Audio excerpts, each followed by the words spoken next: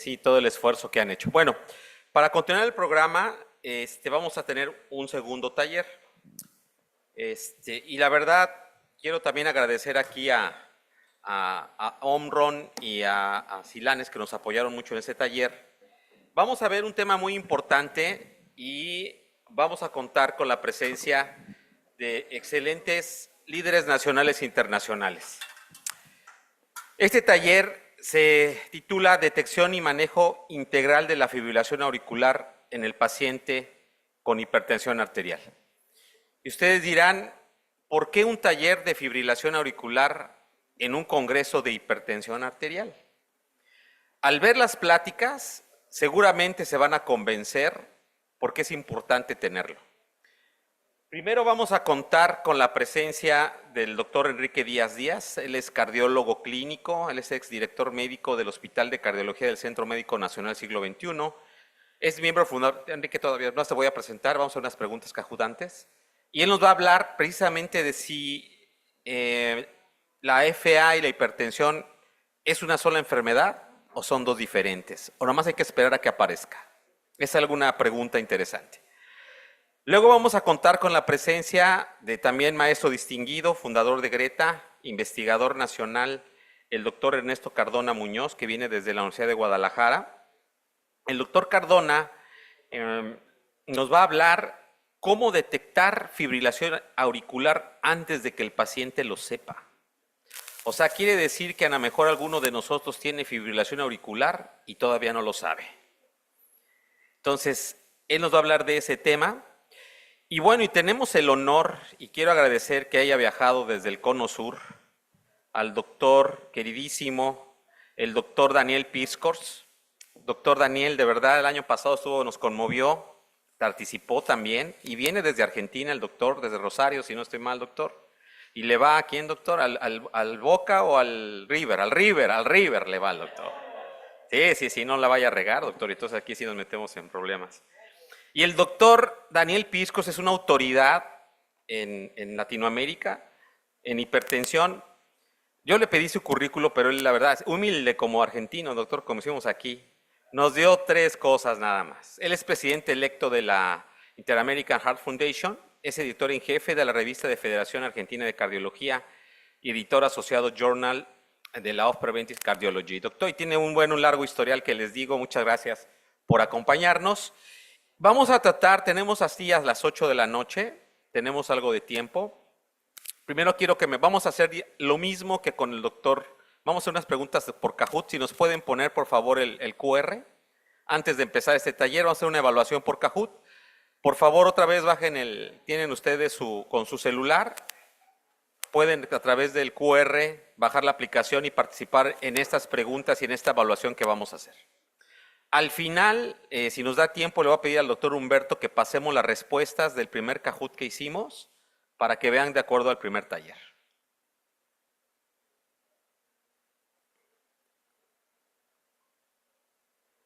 Vamos a dar otros 10 segundos y ahorita me ponen la pantalla Kahoot para ver cómo van inscritos, por favor. Les comentaba, actualmente la tecnología nos permite adelantarnos a eventos tan catastróficos como esta arritmia, que para darle una introducción es la arritmia que causa en el mundo la discapacidad, es la primera causa de evento vascular cerebral en el mundo. Y ahorita van a ver las estadísticas, cómo va una tendencia por el envejecimiento de manera exponencial, donde probablemente muchos de nosotros tendremos esta enfermedad, y si no es que ya la tienen y no lo saben, como lo comenté. ¿Ya cuántos vamos? A ver, síganse inscribiendo, ahí está el QR, por favor. Tienen para pasar las...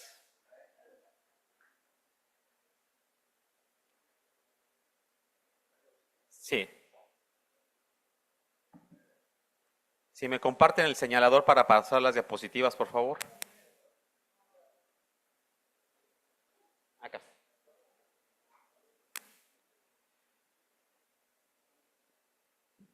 Ahí vamos, ahí vamos. Hace rato éramos más de 100. El QR está arriba, o el fin de juego es... ahí van, perfecto. Ahí van, ahí van. Excelente.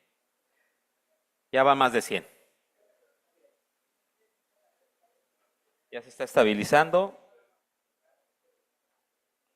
Muy bien.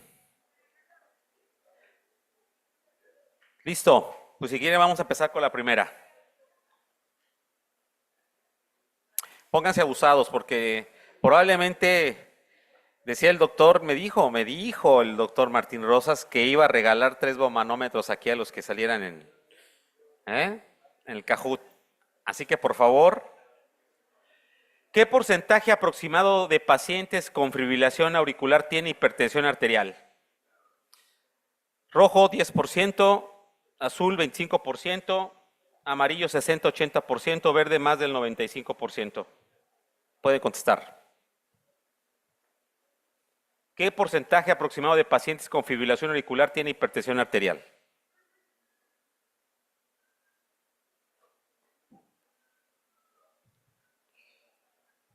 Miren, hubo una variación. Efectivamente, entre el 60-80% tienen fibrilación auricular de los pacientes, tienen hipertensión de los pacientes que ya tienen fibrilación auricular. O sea, una gran parte, un factor de riesgo importante es la hipertensión arterial. A ver, Pipo va en primer lugar. ¿Cuál de las siguientes herramientas ha demostrado detectar FA subclínica en pacientes asintomáticos? O sea, hay herramientas que no pueden tener síntomas. Smartwatch con fotopletismografía, baumanómetro digital con algoritmo de fibrilación auricular, monitoreo electrocardiograma portátil o todas las anteriores.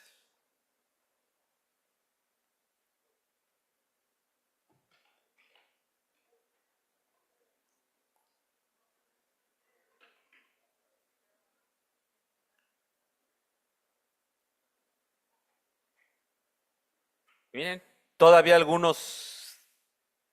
mayoría todas las anteriores. Vamos a ver en ese taller qué equipos realmente sí pueden detectar FA y cuáles son los criterios, que es muy importante. No todo es FA y vamos a ver cuáles son los criterios. Ok, ahora Andri Valtierra va en primer lugar. La que sigue, por favor.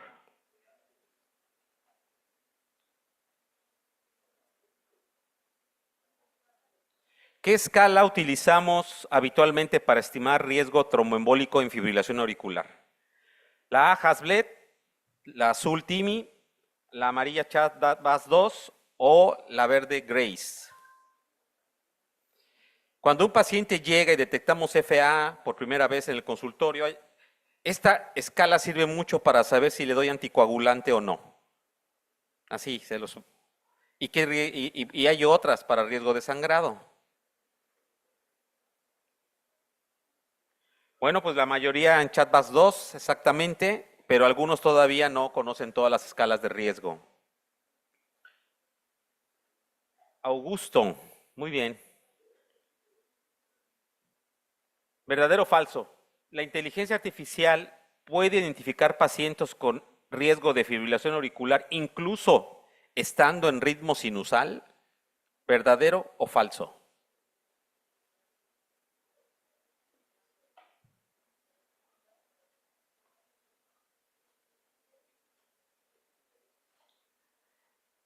Sabemos que uno de los grandes avances que ha habido en IA es en imagen y en electrocardiografía. ¿Verdadero? Hay grandes avances en electrocardiografía de inteligencia artificial y sí, como ven, puede ya detectar a las pacientes por electrocardiografía. Bueno, pues unas preguntas que les quisimos hacer antes de empezar con el tema. Ahora sí le pido al doctor Enrique Díaz, por favor, que venga con el primer tema, que es hipertensión y fibrilación auricular. ¿Es enfermedad única o dos diferentes? Gracias, doctor Enrique. Un aplauso para el doctor Enrique, por favor.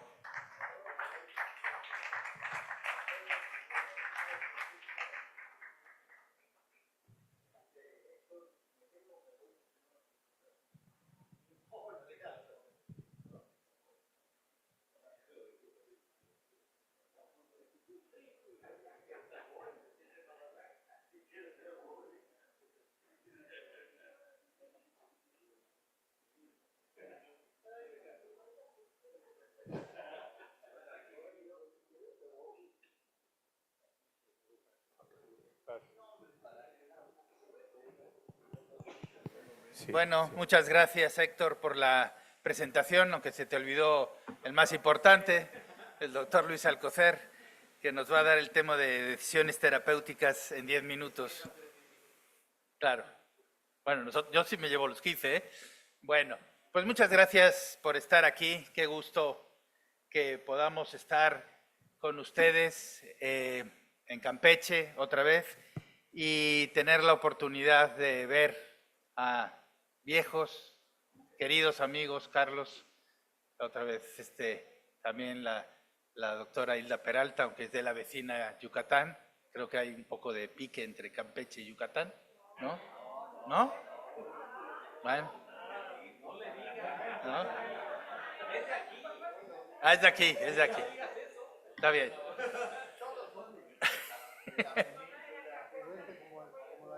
Muy bien.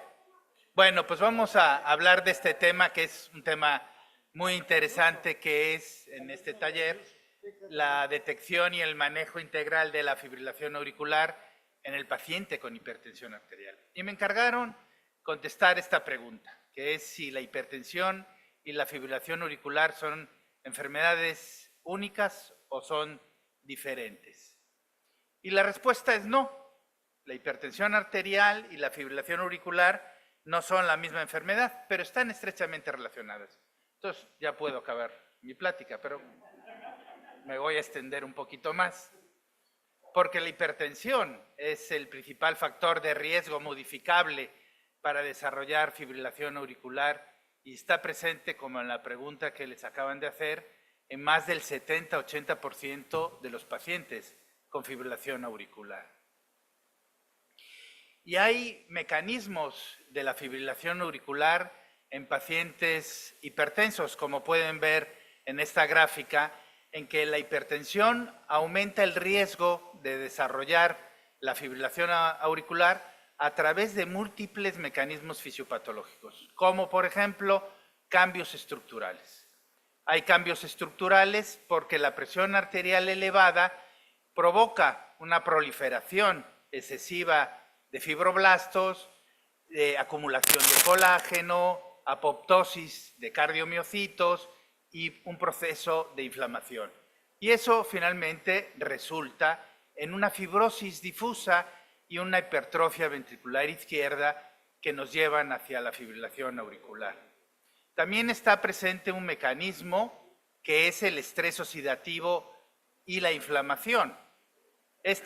La hipertensión genera especies reactivas de oxígeno y activa vías inflamatorias. Hay un proceso de disfunción endotelial y eso contribuye al remodelado auricular. Y hay rigidez arterial, que es una de las características más frecuentes de la exposición prolongada de las arterias a esta presión elevada que ocasiona rigidez arterial con una pérdida de la función tanto sistólica como diastólica, promoviendo un mayor remodelado cardíaco. Y probablemente la más importante el más importante de los mecanismos para desarrollar FA en los pacientes hipertensos es la activación del sistema renina-angiotensina-aldosterona, que nos lleva a que la hipertensión que activa este sistema induce fibrosis auricular, hipertrofia y remodelado estructural que favorece la aparición de la fibrilación auricular. Esto tiene un impacto epidemiológico muy importante debido a la alta prevalencia en la población de hipertensión. En México, 31.8%, más de 25 millones de mexicanos hipertensos. Eso entonces ocasiona que sea la causa atribuible poblacional más prevalente en el desarrollo de la fibrilación auricular, como se demostró en el estudio ARIC, y supera a otros factores de riesgo muy conocidos, como puede ser la obesidad, el tabaquismo o la diabetes. Y vean ustedes cómo simplemente el aumento de 10 milímetros de mercurio de la presión arterial sistólica sobre la normal incrementa el riesgo de fibrilación auricular 1.11 veces. El control adecuado de la presión arterial reduce significativamente el riesgo de desarrollar la fibrilación auricular. En el estudio CardioSys se demostró que el control intenso de la presión arterial, en un estudio que se comparó el control intenso con un control normal, vamos a decir, o habitual, el objetivo de presión arterial sistólica era menos de 130 milímetros de mercurio. Ese control estricto de las cifras de presión arterial redujo la incidencia de fibrilación auricular nueva en comparación con el control habitual de 1.8 contra 3.8 con un hazard radio de 0.46. Por lo tanto, el control deficiente de la presión arterial se asocia con un riesgo 7 veces mayor de desarrollar fibrilación auricular. La importancia de que tengamos un paciente con hipertensión en cifras adecuadas.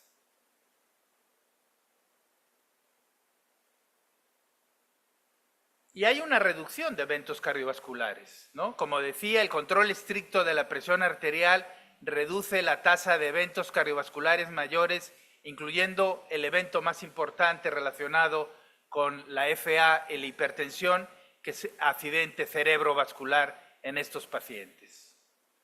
En resumen, les puedo decir que aunque son enfermedades distintas, la hipertensión y la fibrilación auricular están íntimamente conectadas a través de los mecanismos fisiopatológicos que les acabo de presentar, y que el manejo óptimo de la hipertensión es esencial tanto para prevenir la fibrilación auricular como para mejorar los resultados en pacientes que ya tienen ambas condiciones. Entonces, ¿por qué es importante la fibrilación auricular y por qué estamos hablando en este foro de este tema? Por su prevalencia, sus riesgos asociados, por la dificultad en el diagnóstico y porque en el tema que nos toca, una asociación con hipertensión arterial y por el impacto en la medición de las cifras de presión arterial.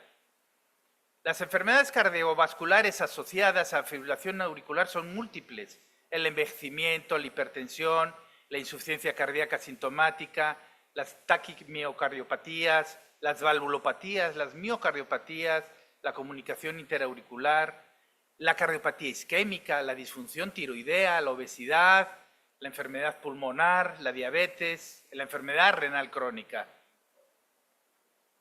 Y la frecuencia de la fibrilación auricular en el paciente hipertenso, cuando en la población no hipertensa es del 1%, aquí se incrementa hasta un 4%, tanto en hombres como en mujeres. Pero vean ustedes las características de la población con o sin fibrilación auricular. En esta gráfica podemos ver esta comparativa en pacientes que tienen fibrilación auricular contra los que no tienen, y podemos observar que en cuanto a los factores de riesgos cardiovasculares, los pacientes con fibrilación auricular presentan un porcentaje mayor de obesidad, de hipercolesterolemia, de diabetes, de hipertensión arterial, aunque hay menos tabaquismo.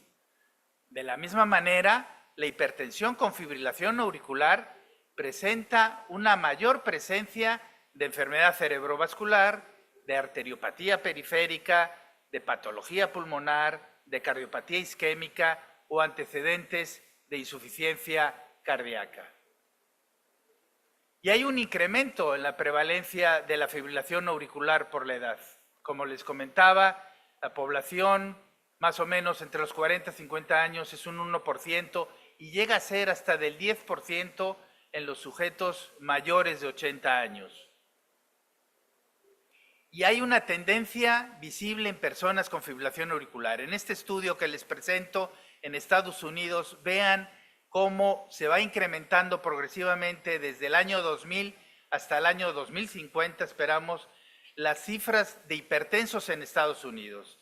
Estamos hablando de pacientes que tenían en el 2000 5 millones aproximadamente de pacientes con fibrilación auricular, Para el 2025 estamos hablando entre 8.4 y 10 millones de pacientes, y para el año 2050 esperamos que las cifras sean entre 12 y casi 16 millones de pacientes en Estados Unidos con fibrilación auricular. Y como ya he mencionado, las consecuencias de la fibrilación auricular se relacionan con un incremento del riesgo de EBC, un incremento de 5 veces, del número de hospitalizaciones entre 2 o 3 veces y de mortalidad 2 veces. En los pacientes con insuficiencia cardíaca, la mortalidad en pacientes con fibrilación auricular se incrementa 2 veces. De eventos cardiovasculares 3 veces, de EBC 3 veces y de hospitalización por falla cardíaca 2 veces. Y la presencia en este continuo cardiovascular clásico de Vítor Sau, vean ustedes cómo los factores de riesgo relacionados a la fibrilación auricular, como la hipertensión arterial, el síndrome metabólico, las dislipidemias, son causa de la fibrilación auricular, y en un estado más avanzado, la hipertrofia ventricular izquierda, la miocardiopatías, la diabetes reciente, o en casos ya de angina, de enfermedad isquémica cerebral o de problemas a nivel de diabetes ya más avanzada, y finalmente en estadios terminales como el infarto, como el accidente cerebrovascular, la insuficiencia cardíaca o la insuficiencia renal terminal, todas ellas nos llevan a incrementar el riesgo de desarrollar fibrilación auricular. Entonces, la viabilidad y la precisión de la medición automatizada de la presión arterial en presencia de fibrilación auricular, nos preguntaríamos si es factible la medición automatizada de la presión arterial en sujetos con fibrilación auricular. Hasta hace muy poco podríamos decir que no. De hecho, cuando nosotros damos el curso en el taller, o dábamos el curso en el taller, y decíamos que tenías que tomar el pulso del paciente para ver si era regular o irregular, y si era irregular ya no se recomendaba la toma con el baumanómetro digital. Eso ya se está modificando, lo vamos a ver a continuación.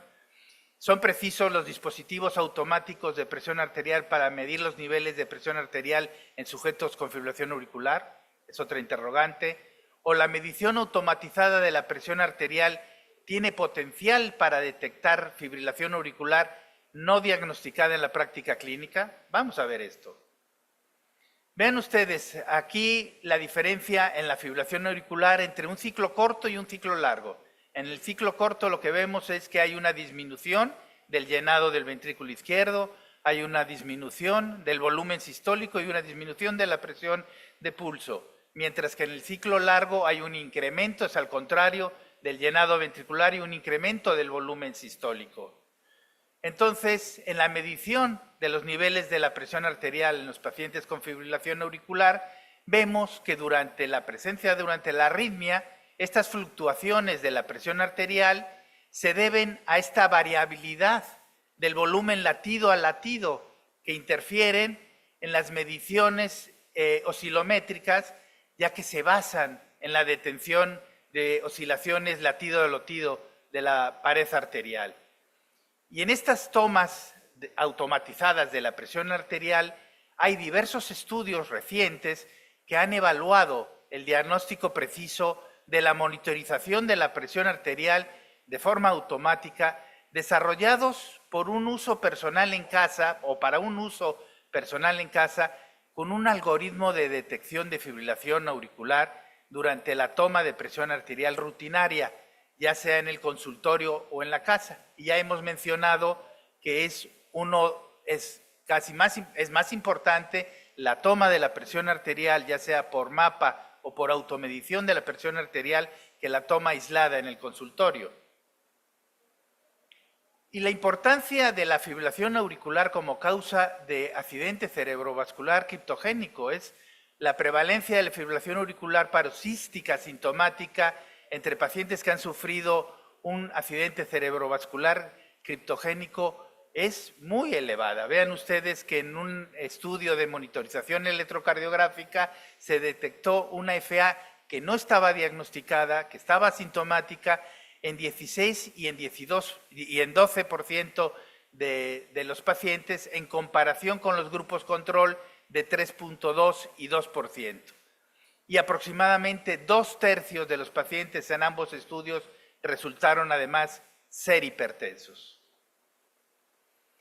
Vean ustedes que en la detección de la fibrilación auricular durante las tomas de presión arterial automáticas, como vemos en estas gráficas con electrocardiograma y con palpación de pulso, una medida es realizada y una lectura positiva para fibrilación auricular es necesaria para diagnosticar a un paciente con FA.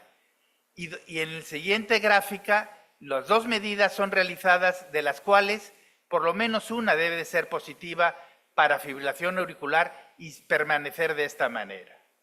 Entonces, la detección de la fibrilación auricular durante la medición automatizada de la presión arterial nos habla de que podría usarse de manera oportunista estos métodos para detectar a pacientes de edad avanzada en búsqueda de FA no diagnosticada a intervalos regulares. Vean cómo en las comorbilidades de la fibrilación auricular, la hipertensión en las diferentes modalidades de la fibrilación auricular no diagnosticada, de primera vez, persistente o permanente, la hipertensión arterial es la causa más prevalente. Y de la misma manera, el cálculo de riesgo de la fibrilación auricular en México, vean que en todas las instancias son pacientes de alto riesgo. Y en el tratamiento de la hipertensión y sus comorbilidades, vemos que la fibrilación auricular, el tratamiento debe ser con un IECA o un ARA2, con un beta bloqueador o con un calcio antagonista no dihidropiridínico de elección. Y así lo mencionan en las guías europeas de la Sociedad Europea de Hipertensión, en la que en un primer paso debe ser un tratamiento combinado con IECA, ARA2 o beta bloqueador o con un bloqueador de los canales de calcio. En resumen, podemos decir que la hipertensión es un factor de riesgo cardiovascular modificable primario, es un factor de riesgo bien establecido para la fibrilación auricular que facilita cambios estructurales y eléctricos en las aurículas, incluyendo dilatación, fibrosis y sobrecarga de presión, y que el sistema renina-angiotensina-aldosterona desempeña un papel fundamental en este remodelado e inflamación, aumentando la susceptibilidad a la presión arterial.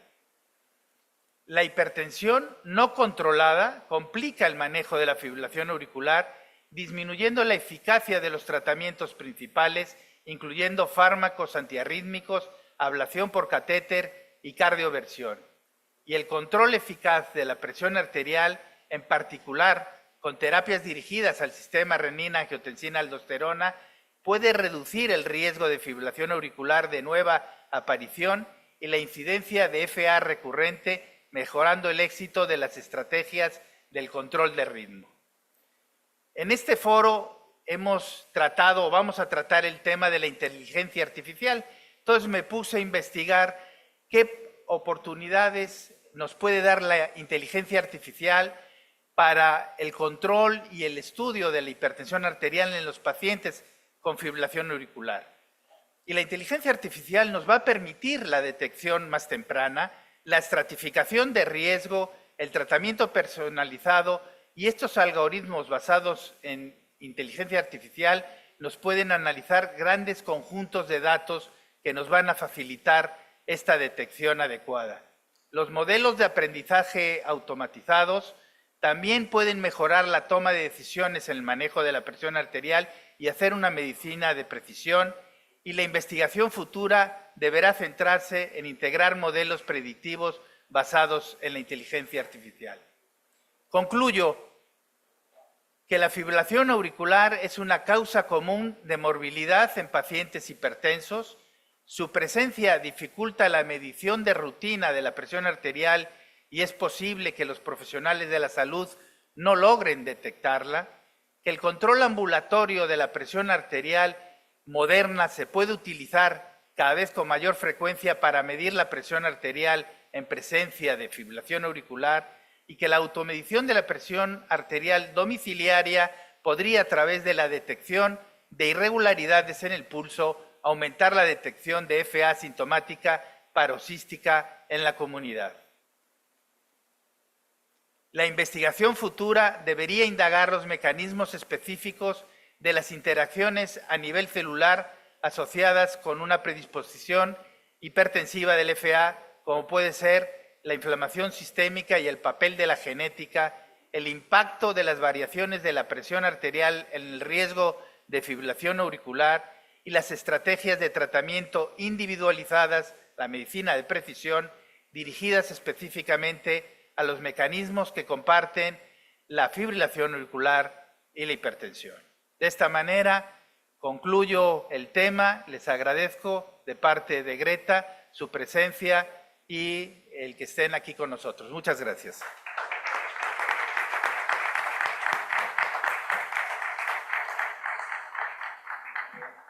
Muchas gracias, doctor Enrique. Bueno, y sí, aquí el doctor Alcocer, como siempre. Perdón, doctor, es que usted es el que va a cerrar con broche de oro este taller.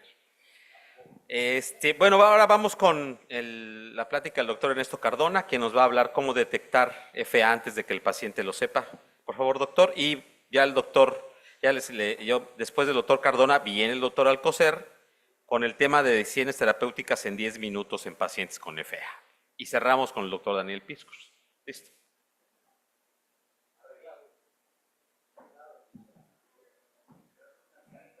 Bueno, muchas gracias. Es un placer estar aquí con todos ustedes y sobre todo compartir este foro con tan distinguidos profesores. Y vamos a ver cómo detectar la fibrilación auricular asintomática. Porque como ya nos explicó el doctor Enrique Díaz, el problema de la fibrilación auricular es que cuando se establece y da síntomas, la mayor parte de las veces es porque el paciente ya tiene años haciendo paroxismos de fibrilación auricular. Y en el peor de los casos nos damos cuenta cuando el paciente hace un evento vascular cerebral. Entonces, queriendo buscar la causa, encontramos con que el paciente hace fibrilación auricular. Y tal como dijo, bueno, es la causa más frecuente de evento vascular cerebral embólico y por lo tanto es muy importante el poderla detectar. ¿Por qué? Porque después de un evento vascular cerebral ya nada vuelve a ser lo mismo. Esto produce una gran discapacidad, incluso produce un trastorno de tipo social y familiar, porque no nomás es el paciente, sino es el que tiene que cuidar al paciente. Esta gráfica ya no la pasaron, fíjense cómo a partir más o menos de los 55, 60 años se dispara casi como una recta el aumento de prevalencia de fibrilación auricular. ¿Por qué ahora tenemos tanta importancia en esto? Pues porque cada vez la gente está viviendo más. Antes no veíamos tanta porque la gente se moría antes de los 60.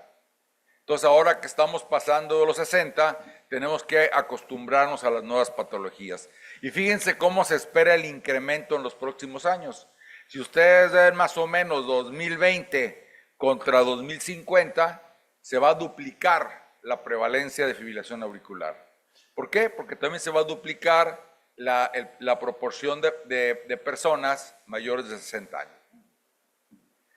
Fíjense, así como lo mencionó el doctor Enrique Díaz, estos estudios están hechos precisamente con análisis a través de inteligencia artificial de un electro, como analizando la onda P, ¿sí? Como analizando las características o la presencia o no de extrasístoles supraventriculares o bien de bloqueos intraauriculares, podemos predecir nosotros si el paciente potencialmente tiene mayor riesgo o no de desarrollar fibrilación auricular.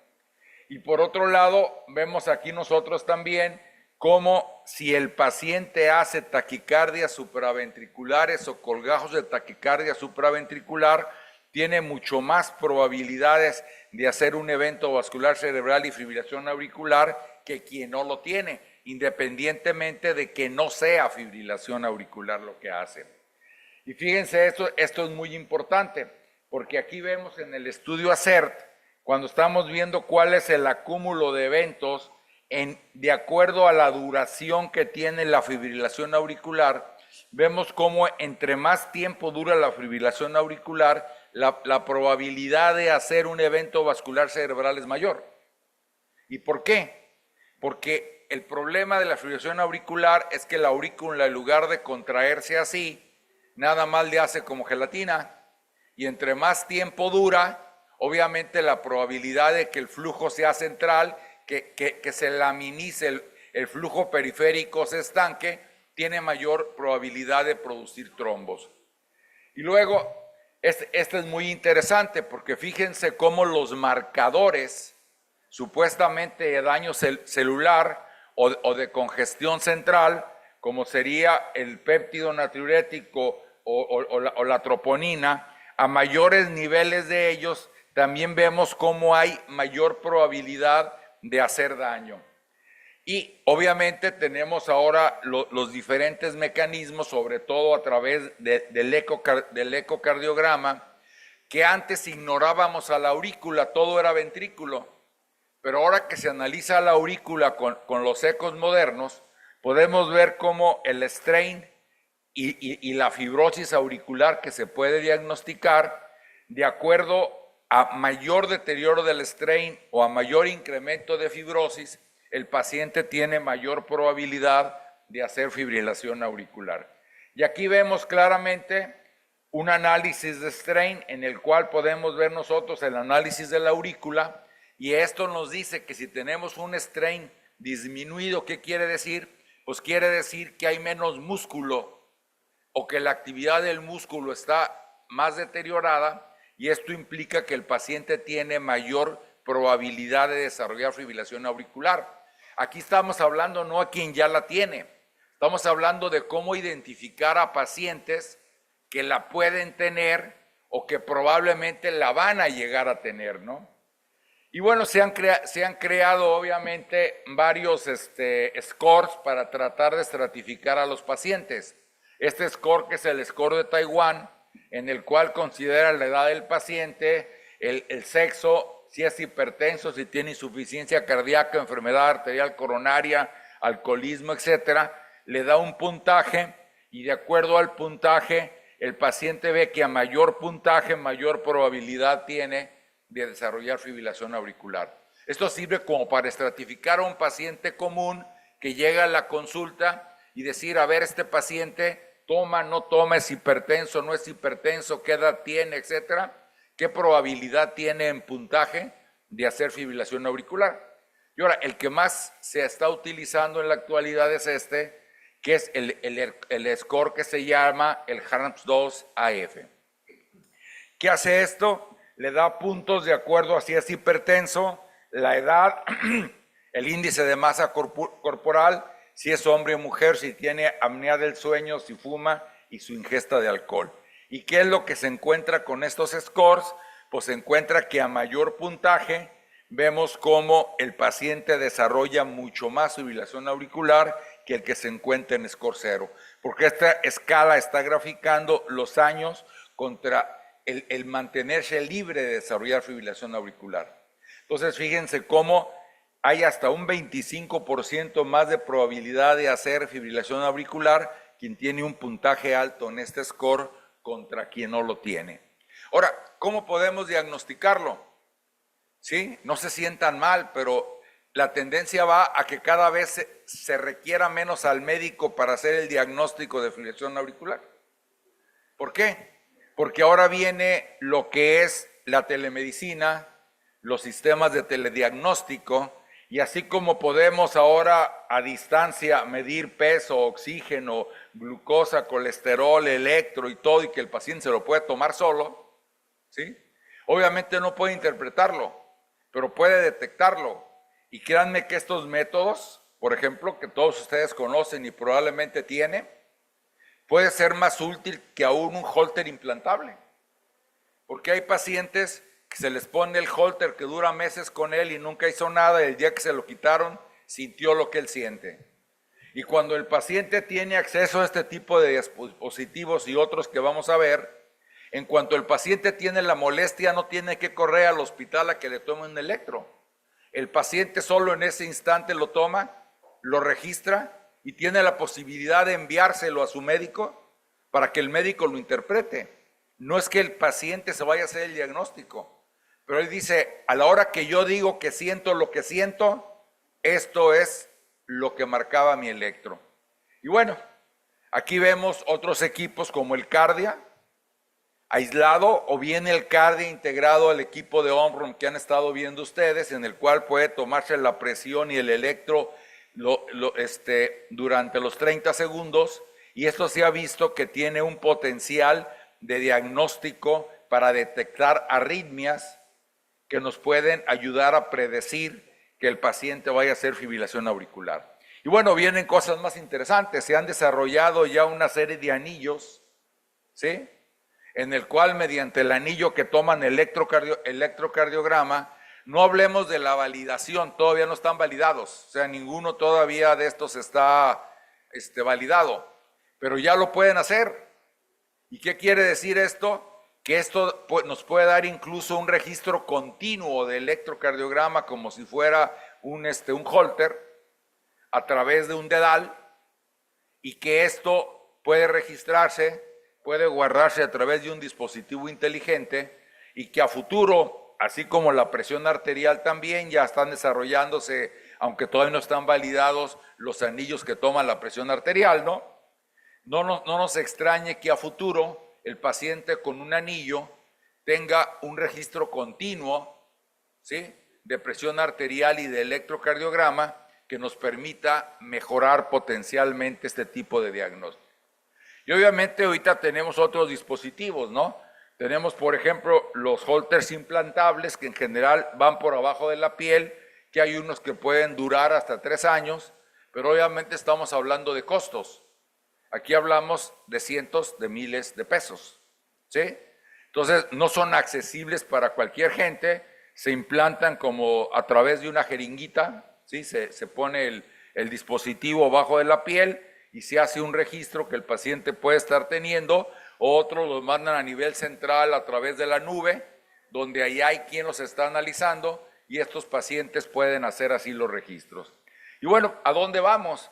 Pues vamos precisamente a que cada vez más vamos a disponer de la tecnología para poder hacer nuestras mediciones, nuestras detecciones, ¿de qué? Pues prácticamente de todo, de peso, de sueño, de visión, de temperatura, de frecuencia cardíaca, de presión arterial, y esto nos permitirá conocer el comportamiento normal y poder establecer patrones de riesgo. Entonces tenemos que crear redes de telemonitoreo en salud que nos permitan establecer diagnósticos tempranos para poder llegar a lo que se llama la medicina de precisión.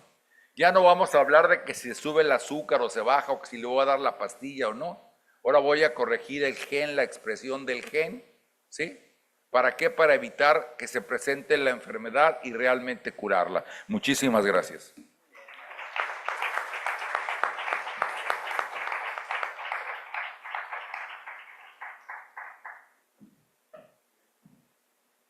Muchas gracias, doctor Cardona. Y bueno, seguimos con este taller. Ahora vamos con el doctor Luis Alcocer Díaz Barreiro, quien nos va a hablar, ya que hicimos el diagnóstico de fibrilación auricular, cómo podemos decidir rápidamente, y así se llama, decisiones terapéuticas en 10 minutos, anticoagulación, control de ritmo o frecuencia en pacientes con fibrilación auricular. Doctor Alcocer, muchas gracias. Adelante.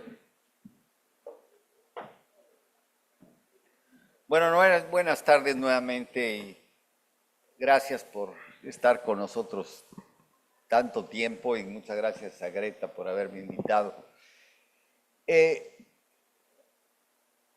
La situación actual es que todo cambia a una velocidad increíble en medicina y en la vida, con los cambios durante los últimos años, digamos, han sido muy importantes, y pasa como le pasaba a un paisanito mío allá, yo soy del altiplano, de donde se paró el águila en el nopal. Mi familia es tan antigua ahí que nosotros plantamos el nopal donde se paró el águila, por cierto.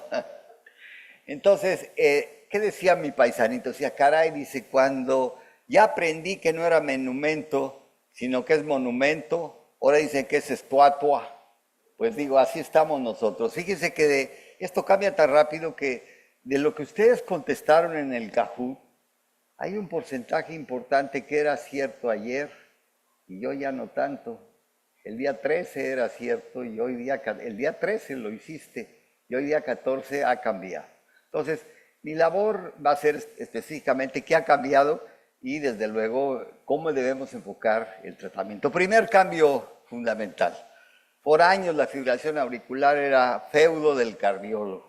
Cosa muy complicada, hay que tomar electro, saber de electro, que si le tomo, que si no le hago. Actualmente no, es un problema para todos porque ahora tenemos la posibilidad de encontrarla mucho más rápidamente o más precozmente de lo que hacíamos antes. Desde luego ya no os voy a insistir que la fibrilación atrial es algo muy importante, hay 60 millones de personas en el mundo y lo más importante de esto es que aumenta por 5 veces la posibilidad de que una persona tenga una embolia. Y la enfermedad embólica cerebral es terrible. Produce, sobre todo de la fibrilación auricular, un daño muy importante que es para el resto de la vida. Muchas veces, la mayoría de las veces no mata al paciente, sino lo deja incapacitado por el resto de la vida. Y esta es una verdadera tragedia. Entonces, ese es por lo que es lo más importante, pero no es solo por eso lo más importante. También puede molestar, porque el paciente de repente siente que le va muy a prisa su corazón, etc. El otro aspecto es que modifica la función del corazón y a la corta o a la larga el paciente tiene problema de insuficiencia cardíaca. Entonces, aumenta pues 3 veces el riesgo de insuficiencia cardíaca y desde luego la mortalidad ajustada por edad la multiplica por 2. Y la pregunta actual ya no es cómo la encuentro o si la voy a ver porque se la van a encontrar, sino qué hacer cuando la diagnostico. Y esto se basa fundamentalmente en hacer 3 decisiones muy importantes en cada paciente. Anticoagular, o sea, prevenir la embolia, controlar el ritmo, o sea, regresarlo a el ritmo sinusal, o bien, si no lo hacemos así, por lo menos que no vaya muy a prisa el corazón, que tome una frecuencia determinada. Y esto ha sido un pleito de mucho tiempo. Antes decíamos que el revertir la fibrilación auricular pues era difícil, no tenía muy buenos éxitos, etcétera, etcétera, y esto ha cambiado como veremos después. Un cambio conceptual actual es que la fibrilación auricular ya no la debemos de ver con esa clasificación de que si es paroxística, permanente, etcétera, que es importante, sino la tenemos que ver dentro de un continuo que empieza con el estadio de riesgo y el riesgo fundamental para fibrilación auricular es algo que es muy frecuente en nuestro medio, que es la hipertensión arterial y el sobrepeso y la obesidad. Son extraordinarios, desde luego la diabetes también, etcétera, pero son especialmente importantes como antecedentes para el desarrollo de fibrilación auricular, el sobrepeso y la hipertensión.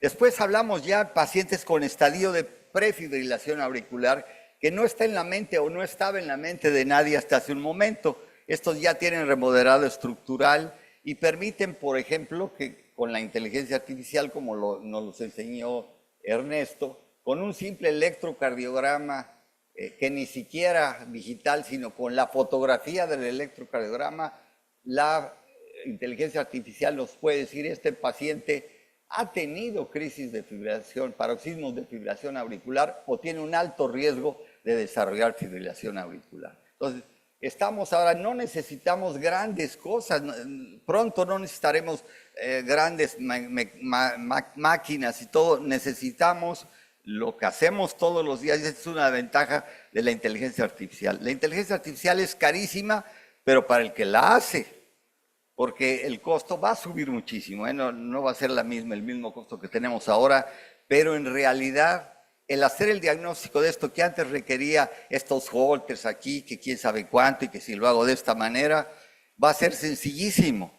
La inteligencia artificial nos va a decir este paciente simplemente con el electrocardiograma o con alguna de estas cosas, este paciente ha tenido o tiene la posibilidad de tener fibrilación auricular. Entonces, este estadio 2 de prefibrilación auricular, que no lo teníamos en mente nunca, es muy importante ahora. No solo el riesgo, sino este estado ya de prefibrilación. El estadio 3 es el que siempre hablamos de ella, que si es paroxística, porque dura menos de 7 días, si es persistente, o si es de larga duración, porque dura más de 12 meses. Esto es importante, pero ya para el paciente que lo tenemos diagnosticado. Pero lo más importante es irnos hacia aquel lado, y desde luego, que es lo que veíamos antes, es la permanente, el señor que ya tiene fibrilación auricular por mucho tiempo y que no cambia. Otra cosa es el enfoque terapéutico. Para esto hay esta manera de hacerlo en inglés, que sería las tener en cuenta cuando enfocamos el problema en la fibrilación auricular, tenemos que tomar en cuenta las comorbilidades, tenemos que tomar fundamentalmente la prevención de la embolia. Y la prevención de la embolia se hace con anticoagulantes. Y el anticoagulante no debemos preguntar a quién debo anticoagular, sino a quién podría no anticoagular. La pregunta es al revés de la que hacíamos antes. ¿Tendré que anticoagular a este paciente? No. ¿Podré quizás no anticoagular a este paciente? Esa es la pregunta real. Hay que reducir los síntomas cuando tiene, por eso es importante a veces el control de la frecuencia, y hay que evaluar, reevaluar y reevaluar. Un cambio importante, que es lo que decía yo, ustedes contestaron que es el chat-VASc, y ahora no, ya le quitamos la SC, porque el tener al sexo femenino como algo que aumentaba el riesgo nos complicaba las numeraciones. Entonces ahora ya con esto solo tomamos en cuenta estos factores de riesgo y no usamos a la mujer porque en realidad no es un modificador independiente y nos complica mucho el problema. Y lo más importante es que tengan en la mente esto, porque este es el criterio actual, nada que si es permanente o si no es permanente o si es paroxística, no. Como sea, cuando uno detecta fibrilación auricular en cualquiera de sus condiciones, uno tiene que usar este score de riesgo embólico, y si tiene 0, que son pocas las gentes que tienen 0, es la única razón por la cual no anticoagulamos. Si tiene un chat-VASc 1, podemos decir, bueno, pues a lo mejor sí, a lo mejor no, pero todo aquel que iguale o rebase el número 2, va a necesitar anticoagulación completa. La anticoagulación no se hace por pedacitos, ni es la aspirina una opción para el paciente anticoagulante porque está muy viejito. No tiene que ver el facto. Si el paciente tiene mucha posibilidad de sangrar, de todos modos se anticoagula y se cuida más. Porque no contraindica que el paciente tenga un riesgo alto de sangrado el que lo anticoagula. Entonces, ¿cuál es el mensaje? Hay que ver con extraordinario cuidado la necesidad de que este tipo de pacientes, la mayoría de ellos, tienen que estar anticoagulados correctamente. Contamos con anticoagulantes verdaderamente magníficos, como son los anticoagulantes orales, no antagonistas de la vitamina K, que tienen la ventaja sobre los antiguos que usamos durante tantos años, pues no solamente el que no hay que estarle midiendo el tiempo de protrombina, sino además que en realidad, a diferencia de los inhibidores de la vitamina K, la frecuencia de hemorragia y sobre todo de hemorragia intracerebral es sustancialmente mucho más baja que esto. Y es una tragedia la hemorragia intracerebral. No es tan frecuente, pero es una diferencia que hace que prácticamente ya no pensemos en cuál tipo de... Es decir, que si podemos usar las antiguas, la warfarina y todas estas. De estos las diferencias son un poco, quizás el que lleve la ventaja mayor es el apixaban, porque es el que tiene menor posibilidad de sangrado digestivo. Tiene menor posibilidad de sangrado digestivo, todos protegen similarmente y el apixaban tiene esa ventaja. Vienen como unos nuevos, que son estos, tienen un mecanismo de acción muy similar, pero un poco antes en la coagulación, y tienen menos sangrado, o sea, son todavía más seguros que otros.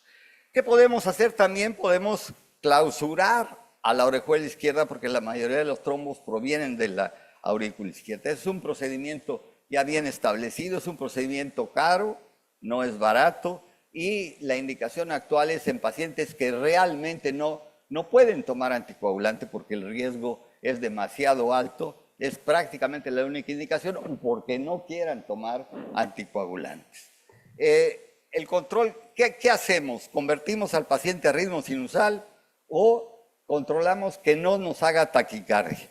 Control de frecuencia es esto, que no nos haga taquicardia, que no esté molesto el paciente, y tenemos muchas maneras de hacerlo con beta bloqueadores, con este tipo de cosas. O lo revertimos, lo convertimos a ritmo sinusal, actualmente la mayoría de las veces con un método, digamos, de intervencionismo cardíaco.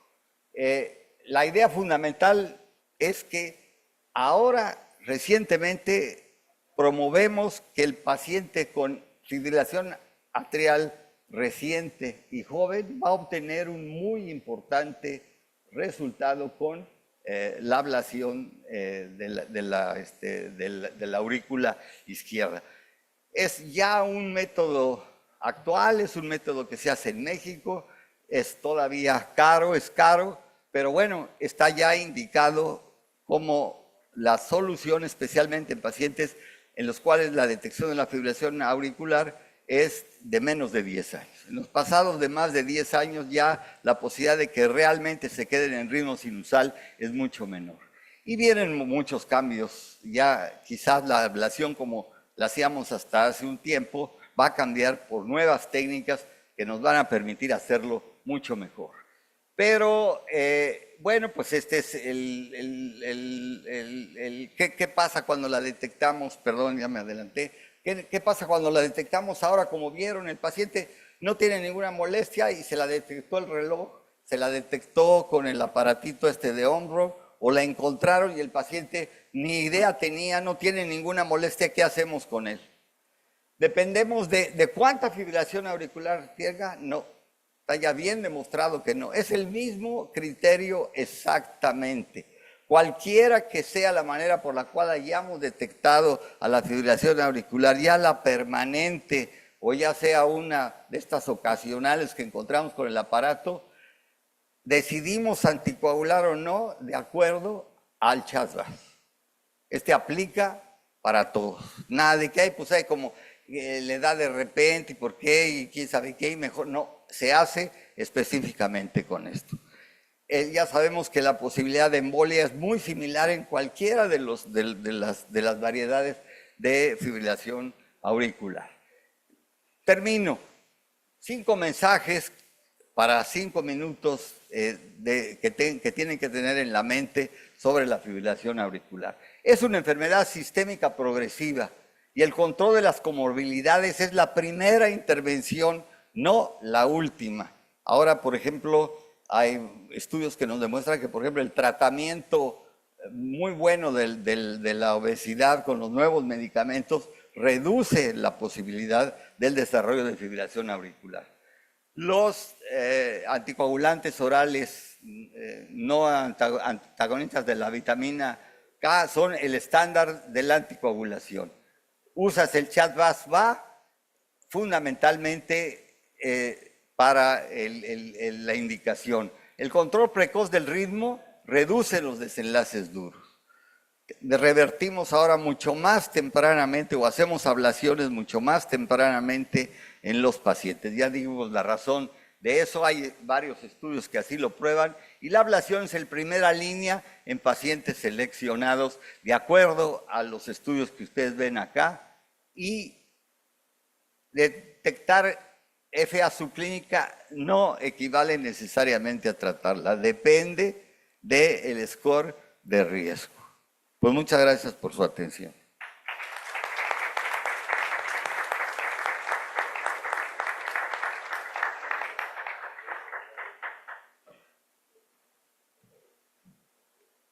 Bueno, pues ahora sí le pido al doctor Daniel Piscos. Doctor, por favor, el doctor Daniel nos va a hablar de seguimiento inteligente de la fibrilación auricular, telemedicina, aplicaciones e inteligencia artificial para evitar un evento vascular cerebral. Doctor, muchas gracias por venir desde Argentina para acá. Adelante, doctor. Buenas tardes, muchas gracias a todos los colegas presentes. Muchas gracias, Héctor Oseguera, por la invitación para poder acompañarlos nuevamente este año. Muy contento y feliz de estar acá y reencontrarme con tantos amigos de muchos años que tengo. Así que muchas gracias por la invitación. Bueno, es bastante difícil ser el último después de las 3 conferencias que hemos visto de 3 grandes profesores mexicanos que han desarrollado tan exhaustivamente el tema de la fibrilación auricular. Bueno, Héctor ya anunció el tema de mi presentación, así que vamos a ir avanzando. ¿Qué es lo que nos dicen las guías europeas de cardiología del año 2024 respecto a fibrilación auricular? Y no voy a empezar por el primer ítem, sino voy a empezar por el segundo. Fíjense que se recomienda rutinariamente en toda persona mayor de 65 años en la consulta médica palparle el pulso para detectar la presencia de fibrilación auricular. Es decir, eso es lo menos que hay que hacer, palparle el pulso para detectar fibrilación auricular. Con clase de recomendación 1, es decir, fuerte clase de recomendación basada en opinión de expertos.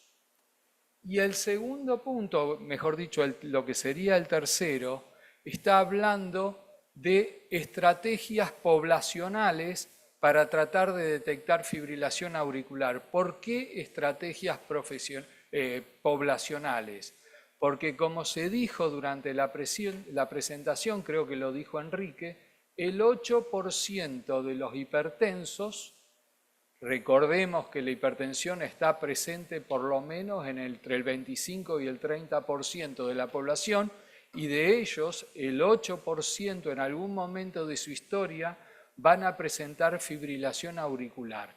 Entonces, estrategias poblacionales para detectar fibrilación auricular.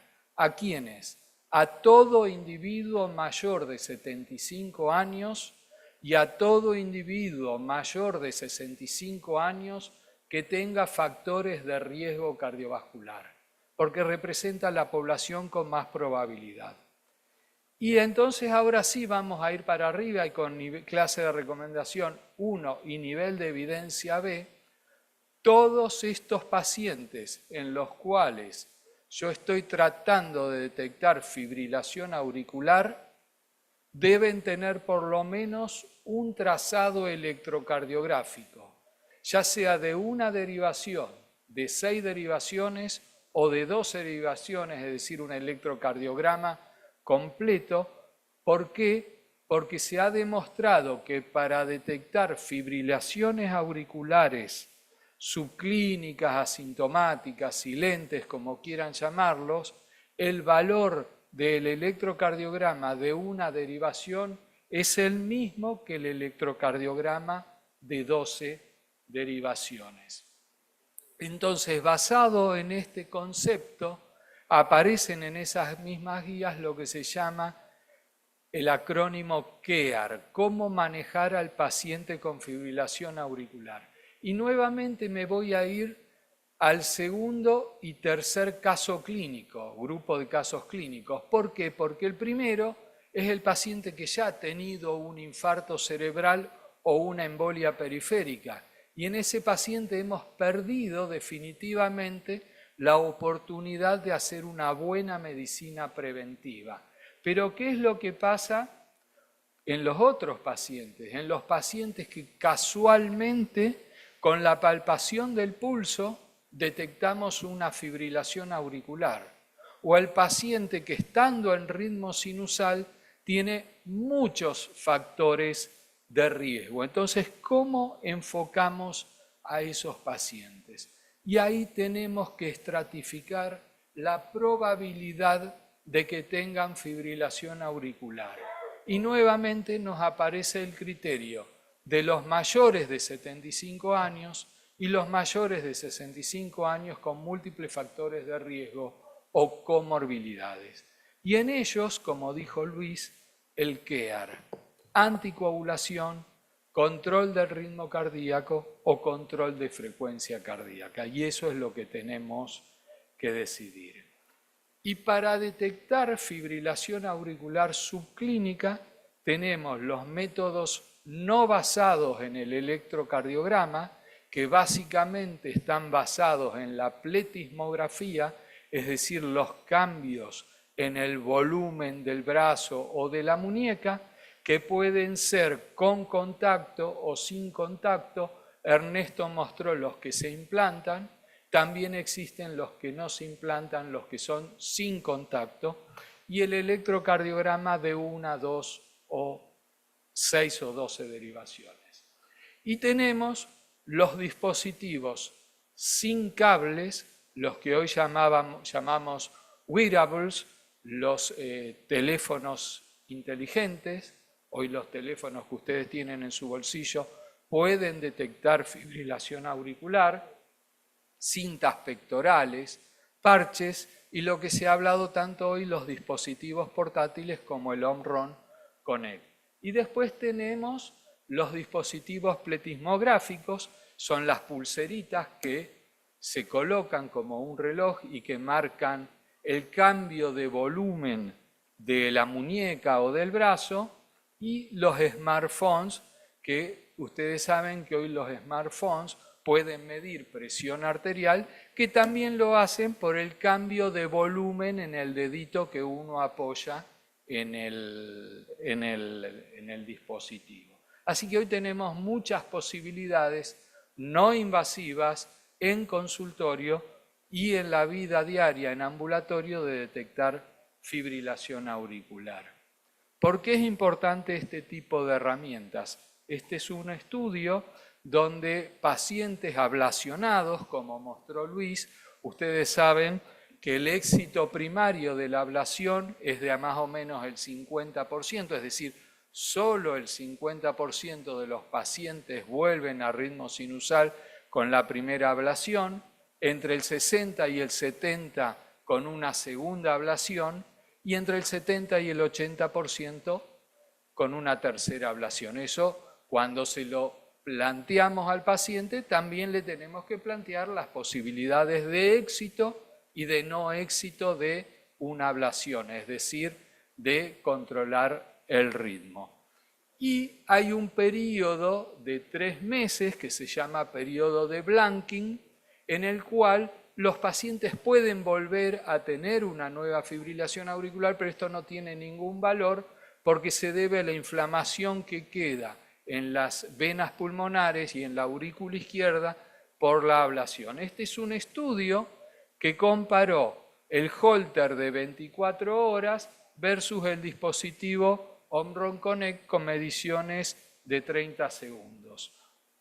Entonces, en el Holter se utilizaron 2,2 veces con 54 horas de monitoreo, con el Omron Complete 360 mediciones, como ya fueron mostradas en la primera presentación, en el primer taller, lo que representó menos de 3 horas de mediciones, y fíjense cómo este dispositivo, utilizado luego de los 3 meses, cuando ya tenemos verdaderas recidivas de fibrilación auricular, incrementó significativamente la frecuencia de detección y mejoró significativamente el tiempo en ritmo sinusal de los pacientes ablacionados. Es decir, que tenemos evidencias clínicas.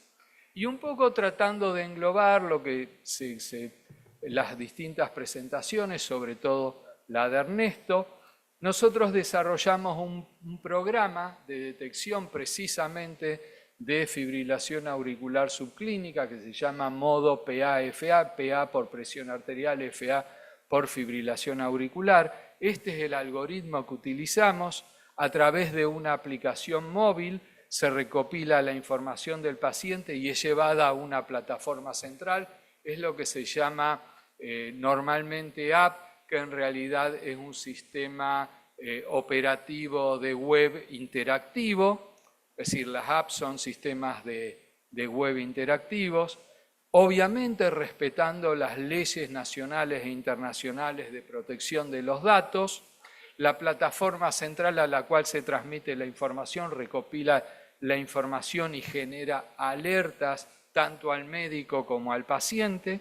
El médico recibe, como van a ver ahora, instantáneamente la información en su teléfono o en su computadora en el consultorio, y además hay un centro de soporte para consultas inmediatas. Ese es el que ven, es el diagrama de flujo que estamos utilizando. ¿Y qué pacientes incluimos? La pregunta es, ¿tenemos que incluir todo tipo de pacientes? Es decir, ¿la detección de fibrilación auricular subclínica es para todos los pacientes o para pacientes preseleccionados? Y acá estamos en un verdadero problema. Nosotros utilizamos dos scores de riesgo, algo se mostró ya, el score de riesgo Taiwán. Ustedes ven ahí cómo se puntúa a los pacientes, ven muy bien el impacto de la edad, y los pacientes se dividen en tres grupos: en verde bajo riesgo, en azul riesgo intermedio, en rojo riesgo alto. Como ven, obviamente, los pacientes que tienen mayor probabilidad de tener una FA subclínica son los que tienen moderado o alto riesgo, que son los que nosotros estamos incluyendo en este proyecto. Pero fíjense la paradoja. Si bien los pacientes de bajo riesgo tienen una probabilidad de 0,2% por año, como la mayoría de los pacientes son de bajo riesgo, el volumen de fibrilaciones auriculares asintomáticas es mayor en los pacientes de bajo riesgo. Así que este es un debate que tenemos que dar para toda la población o solamente para pacientes seleccionados la detección de fibrilación auricular subclínica. Y en este escenario, obviamente, los costos tienen una importancia relevante. Y el otro score que utilizamos es el score de HARPS-2-EIF, que como ven también tiene criterios, y obviamente en verde, amarillo y rojo, cuanto mayor es la probabilidad, cuanto mayor es el riesgo cardiovascular, mayor es la probabilidad de que un paciente tenga fibrilación auricular. Entonces, quiero mostrarles cómo es nuestro proyecto. Ustedes ven en la primera fila la plataforma web interactiva, conocida como app, donde el médico en 3 minutos más o menos, no más de eso, carga la información del paciente con estos factores de riesgo. Inmediatamente la plataforma les da el segundo cuadro, donde ustedes ven en amarillo y rojo el riesgo cardiovascular, no el riesgo de fibrilación auricular, sino el riesgo cardiovascular, con dos scores, el score de la Organización Panamericana de la Salud, HARTS, y el score europeo 2, el riesgo de tener fibrilación auricular y el score de fragilidad. Después les voy a mostrar algunos datos.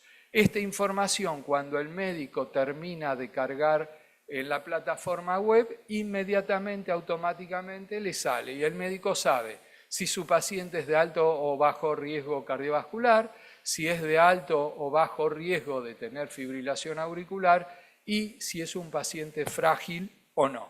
Y en la última columna ustedes ven la información que se obtiene, la presión arterial, el trazado electrocardiográfico del paciente que se midió con este dispositivo Omron Connect. Van a ser los primeros que van a ver resultados. Hasta ahora nunca los había mostrado. Estos resultados se van a presentar en junio en el Congreso de la Sociedad Interamericana de Cardiología, pero me pareció bueno spoilearlos acá en México para que ustedes los tengan. Bueno, ustedes ven que el supuesto se confirmó, incluimos pacientes de moderado a alto riesgo mayoritariamente, más de 6 puntos en los dos scores. Y la primera conclusión que sacamos es que en Latinoamérica, este proyecto que tenemos en desarrollo incluyó 6 países, que en Latinoamérica cualquiera de los dos scores predice con mucha precisión comparable la probabilidad de tener nueva fibrilación auricular. Fíjense que la variación entre los dos scores es de solo un punto. ¿Se acuerdan esos porcentajes que vieron? Bueno, es de solo un punto, con un desvío estándar de 2,59 y un intervalo de confianza entre 5,32 y menos 3,30. Es decir, que los dos scores son muy comparables, por lo tanto, si quieren pueden usar cualquiera de ellos porque la información es similar. Entonces, ustedes ven acá cómo ahora se transmiten los datos de la información de presión arterial y de ritmo cardíaco. Esto es lo que aparece en la pantalla del teléfono del paciente.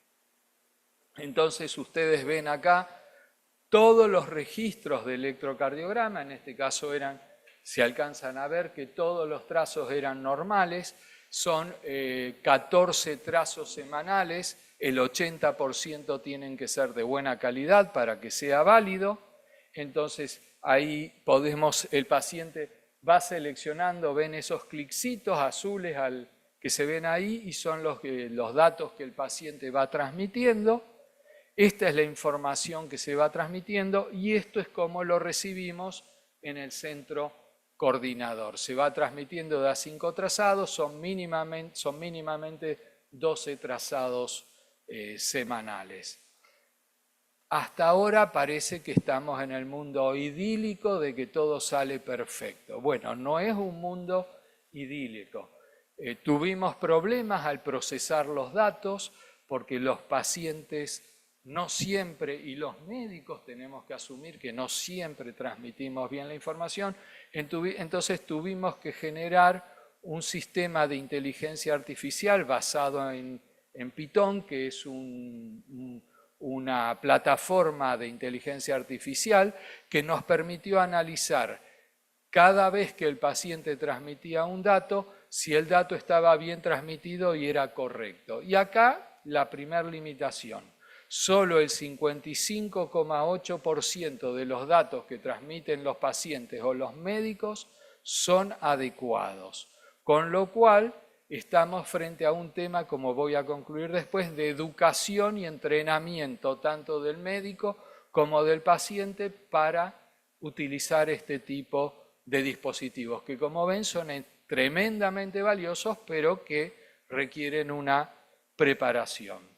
Algunos datos adicionales que estamos aprendiendo de este proyecto, donde ya tenemos más o menos 250 pacientes incluidos, la meta es incluir 499 para que tenga un poder estadístico que, digamos, a nivel de publicaciones no pueda ser debatido. Podemos incluir menos pacientes, pero el poder estadístico va a ser más frágil, más débil.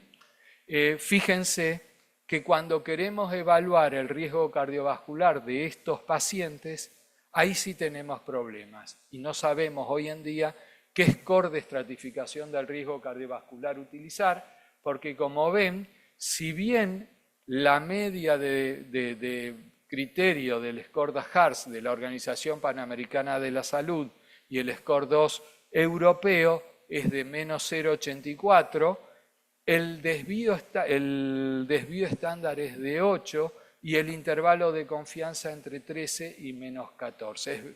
Es decir, que en Latinoamérica no podemos comparar el score de la Organización Panamericana de la Salud y el score 2 europeo. Todavía no sabemos cuál, pero no se pueden comparar porque no están evaluando lo mismo. Y la otra cosa que aprendimos es que fragilidad de una persona y riesgo cardiovascular no es lo mismo, porque como ven pasa exactamente con los scores de riesgo cardiovascular.